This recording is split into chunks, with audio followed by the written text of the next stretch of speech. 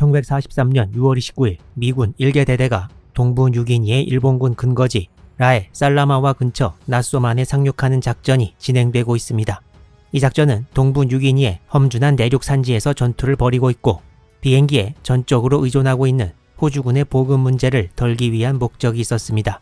지난번에 일본군이 자기들도 보급 문제를 해결하기 위해 북쪽 해안 마당으로부터 라에로 가는 길을 건설하려다 험준한 지형으로 인해 결국 포기했다고 언급한 적이 있는데 호주군도 포트 모레스비에서 약 200km 북쪽에 있는 라케카무강 하구에서부터 내륙으로 가는 길을 건설하고 있었습니다.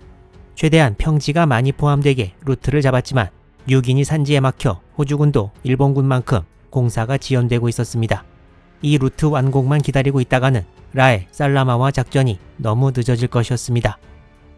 나쏘만에 상륙한 미군 병력은 호주군과 합동으로 무보 지역에 대한 공세를 취하기로 되어 있었는데 당시 기록에는 이 작전은 살라마와의 일본군을 남쪽에서 압박하는 동시에 북쪽에 더 큰 일본군 본거지인 라에에 대한 연합군 공격을 숨기는 역할을 한다고 되어 있습니다.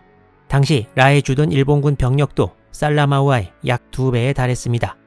1943년 6월 29일 밤 나쏘만에 상륙할 미군 제162 보병연대 1대대 병력이 악천후를 뚫으면서 상륙 지점으로 다가오고 있을 때 이를 지원하기 위한 호주군도 내륙에서 이동을 시작했는데 남쪽에서 내륙으로 일부 병력이 나쏘만 아래 지역에 미리 자리를 잡았고 서쪽 무보 지역에서도 호주군 병력이 나쏘만으로 향했는데 바로 6월 20일부터 23일까지 벌어져 호주군이 승리한 라바비아 능선 전투의 주인공인 월터 덱스터 대위 휘하의 17여단 6대대 D중대 병력들이었습니다.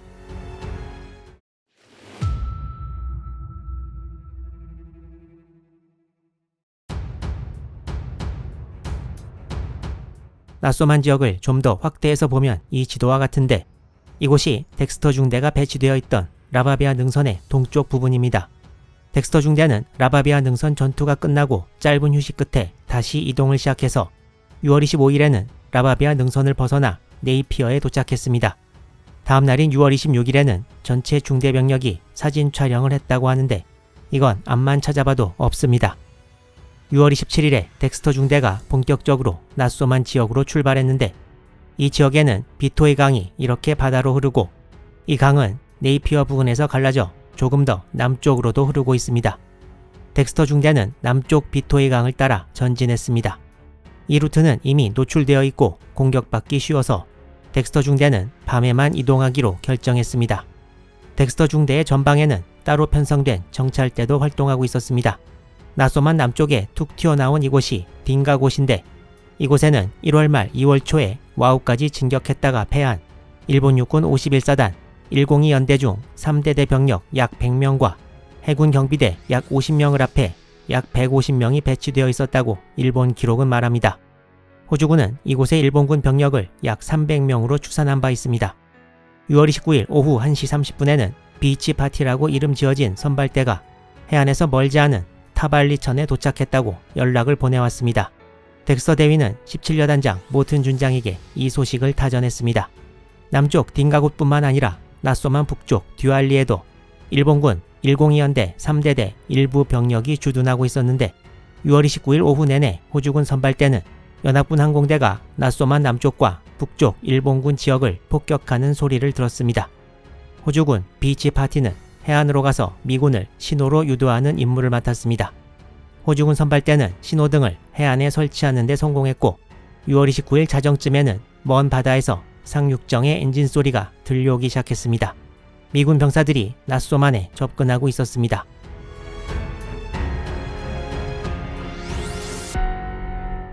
미군 병력을 태운 상륙정은 세 부대로 나뉘어서 다가오고 있었는데 이날 밤 해상에 비바람이 거세게 불면서 많은 혼란이 있었습니다. 미군 상륙정들은 피티보트 3척의 유도로 해안으로 다가왔습니다. 이때 상륙부대를 이끌던 미군 지휘관이 해롤드 테일러 중령이었는데 제1파 상륙정들과 함께 나쏘만으로 향하고 있었습니다. 하지만 기록에 따르면 테일러 중령이 탄 상륙정의 지휘관이 비가 쏟아지고 시계가 워낙 좋지 않아서 지금 타고 있는 상륙정이 해안을 제대로 발견할 수 있을지 자신이 없다고 말합니다. 그러면서 테일러 중령과 대대 수뇌부에게 다른 배로 갈아탈 것을 제안했습니다. 미군이 동원한 상륙정은 LCVP 랜딩 크래프트, 비클, 퍼스넬이었고 이 상륙정에 테일러 중령을 포함해 31명이 탑승하고 있었다고 하니까 상륙정 승조원까지 합하면 대략 위의 사진과 비슷한 상황이 아닐까 생각해봅니다. 이날 밤 미군은 상륙정이 모자라 노획한 일본군 상륙정 2척도 이용했습니다. 이 상륙정이 상륙 지점을 발견할 수 있을지 모르겠다는 말이 상륙정 자체에 어떤 기계적인 문제가 생겼는지 아니면 다른 문제인지는 기록에도 분명치 않아서 확실하게 알 수는 없습니다. 결국 테일러 중령을 포함한 5명이 다른 보트로 갈아타게 되었는데 파고가 높고 비가 오는 와중에 상륙정을 갈아타는 것이 쉬운 일은 절대 아니었습니다. 상륙정 환승이 이루어지는 동안 제1파 상륙부대가 어둠 속으로 사라졌고 제2파 상륙부대가 테일러 중령이 탄 상륙정을 지나쳐 낫소만으로 향했습니다. 테일러 중령이 옮겨 탄 상륙정은 제3파에 속해 항진을 시작했습니다. 그리고 이 제3파 상륙정들에 문제가 생겼습니다.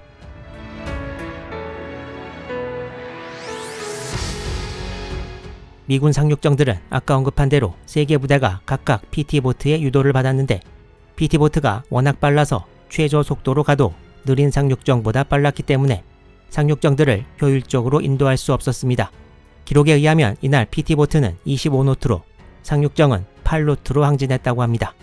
그 결과 제1파를 유도하던 PT-142가 상륙정들에서 멀어져 상륙 예정 지점을 넘어섰고 실수를 인지하고 다시 돌아왔을 때는 상륙정 몇 척이 사라졌으며 이 상륙정들을 다시 찾아 복귀시키는데 시간이 소요되었습니다. 먼저 육지 쪽에서 해안에 진입한 호주군 정찰대는 해안에 유도 조명을 설치했으나 어둡고 비가 내리는 상황에서 유도 신호등을 바다에서 잘 볼 수 없었습니다. 제1파 상륙정들이 예정보다 늦어지는 바람에 제 시간에 맞춰 해안으로 다가오던 제2파 상륙정들과 섞여버렸고 해안에 최종적으로 진입하면서 상륙정들끼리 거의 충돌할 뻔하기도 했습니다.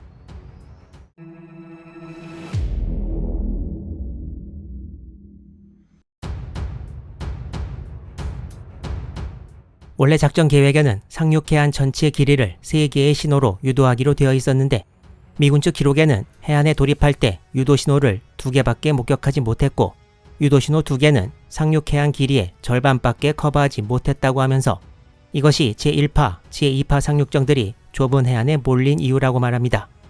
미군 기록에는 이를 호주군 책임이라고 쓰고 있지만 호주군 기록에는 유도 신호 3개를 전부 설치했고 궂은 날씨에도 바다에서 볼 수 있도록 모래가 높이 쌓여 있는 곳에 설치했다고 합니다. 미군과 호주군의 주장이 상반되는 부분입니다. 미군 상륙정들은 서로 섞인 채 좁은 해안지대로 진입했는데 이때 해안에는 3-4m 높이의 파도가 치고 있었습니다. 미군 상륙정 흘수선 위 높이가 1.5m 정도에 불과한 것을 생각해보면 이 상황에서 상륙이 제대로 진행되기 어렵다는 것은 명백했으나 명령을 받은 이상 작전 계획대로 실행해야 했습니다. 상륙정들은 높은 파도를 헤치기 위해 전속으로 해안에 진입했고 이때 해안에서 상륙정 진입 장면을 지켜보던 호주군 정찰대의 증언에 의하면 랜딩 크래프트 hit the beach라고 말하고 있는데 상륙정들이 해안에 도착했다라는 뜻일 수도 있지만 이에 덧붙여 상륙정들이 그야말로 해안에 처박다시피 했다고 말하고 있습니다. 미군 상륙정들은 육지 너무 깊숙한 곳까지 밀려오는 바람에 이후 바다로 다시 나갈 수도 없는 상황이 되었습니다. 그리고 높은 파도가 상륙정들을 계속 덮쳐 거의 전부 침수되어 버리고 말았습니다. 이런 과정을 거치면서 미군이 가져온 무전기의 대부분이 침수되어 못쓰게 되었습니다. 이 작전에서 미군은 총 33척의 상륙정을 동원했는데 제1파와 제2파를 싣고 온 18척 중 17척이 전손 처리되었습니다. 미군은 병력 수송용 상륙정 이외에 LCM, 랜딩 크래프트 메커나이즈드, 차량 수송용 상륙정 2척을 동원했는데 이 중 한 척에서 불도저를 해안에 양육하는 데 성공했습니다. 미군은 무전기 이외에 무기, 탄약 등도 일부 손실했지만 다행히 상륙정들을 타고 온 병력은 전부 무사히 해안에 상륙했습니다. 6월 29일에서 30일로 넘어가는 밤에 상륙한 미군 병력은 162연대 1대대의 3개 중대 중 A, C 중대였습니다.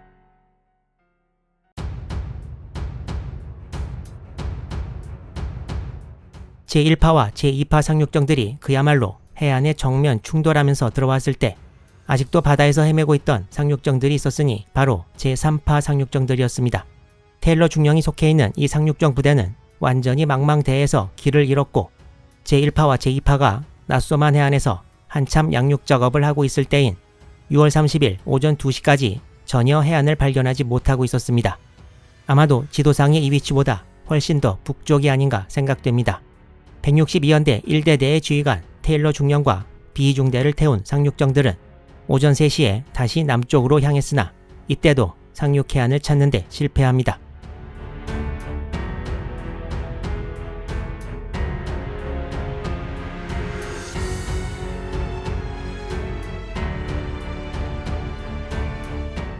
제3파 상륙정들은 나쏘만 인근 어느 해안에서 파도가 잦아들길 기다렸고 정확한 상황은 알 수 없지만 결국 나쏘만에 상륙하는 데 실패하고 상륙부대가 출발한 모로베 인근으로 돌아갔습니다. B중대는 7월 2일이나 되어서야 상륙 지점을 다시 찾아오게 됩니다.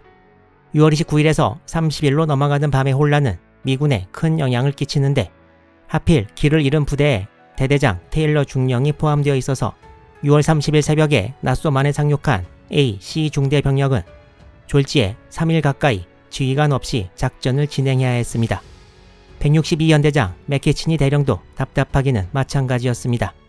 하지만 호주군 기록은 이런 최악의 기상 상황 하에서 상륙작전이 수행되었다는 것 자체가 놀라운 일이었다고 말하고 있습니다. 호주군 정찰대는 이때 상륙한 미군이 전투 경험이 없다는 것을 바로 파악했는데 적이 언제 어디서 나타날지 모르는 상황에서 몇몇 미군이 담배를 피우고 큰 목소리로 대화하기도 했다고 전하고 있습니다. 상륙한 미군은 해안의 남쪽과 북쪽에 방어선을 만들었고 호주군 정찰대는 서쪽에 방어선을 만들었습니다. 다행히 6월 30일 새벽에 일본군의 공격은 없었는데 이후 벌어지는 미군, 호주군의 작전과 이에 대한 일본군의 반응을 중심으로 다음 회에서 이야기를 더 진행시키도록 하겠습니다.